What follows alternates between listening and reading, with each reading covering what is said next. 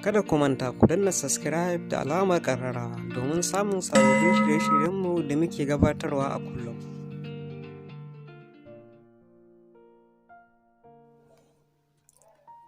Ilimin jima'i ga ma'aurata, matsalolin da suka shafi rashin gamsar da juna. ‘Yar'uwa, yana daga ilimin da ya kamata a dinga sanar da mutanen da suka mallaki hankalin kansu shine ilimin jima'i a Musulunci. Manzon Allah sallallahu Alaihi wasallama ya ce, kada ɗayanku ya afkawa matarsa kamar yadda jaki yake afkawa jaka. Idan ɗayanku zai je wa iyalinsa, ya kamata ya aika da ɗan aike, wato ya kamata a ce kafin ya kwanta da matarsa, su gabatar da dukkan wani wasa da zai motsa musu da sha'awa, domin samun gamsuwar su kansu ma'auratan.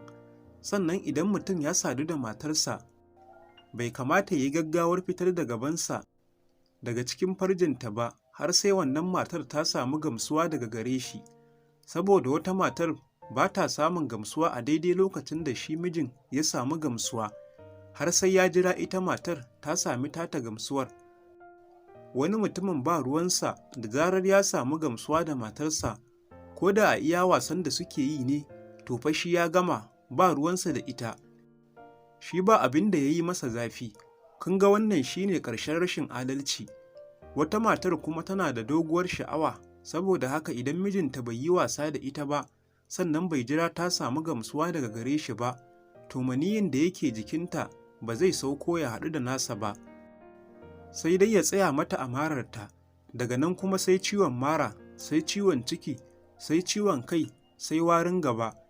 Daga nan sai mace ta dinga tsintar kanta da rashin kuzari da rashin walwala, ta rasa abin da yake yi mata daɗi, kuma wannan ke sa mace ta dinga jin haushin mijinta da tsanar mijin.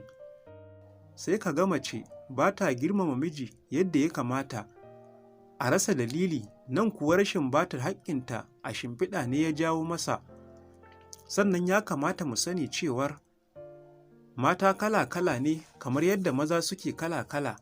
Akwai mai ƙarfin sha'awa wacce idan bata samu daidai ita ba akwai damuwa, sai dai ka ga auren yana kai kawo, ƙarshe dai sai an rabu, hankalinta zai kwanta. Ba yin ta bane, haka Allah ya yi ta.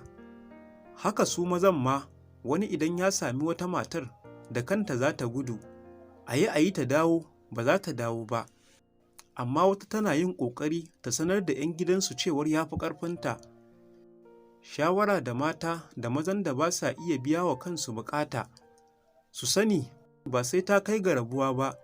Idan ka san ba ka da juriyar da za ka iya biya wa matarka buƙata a shimfiɗa ba, to ka dinga wasanni da ita sosai kafin ka shige ta, kuma ka tabbatar ka gane guraren da idan ka taɓa mata take jin daɗi sosai, yadda kafin ku zo saduwa ka gama tayar mata da sha'awarta, ta fara jin daɗi sosai.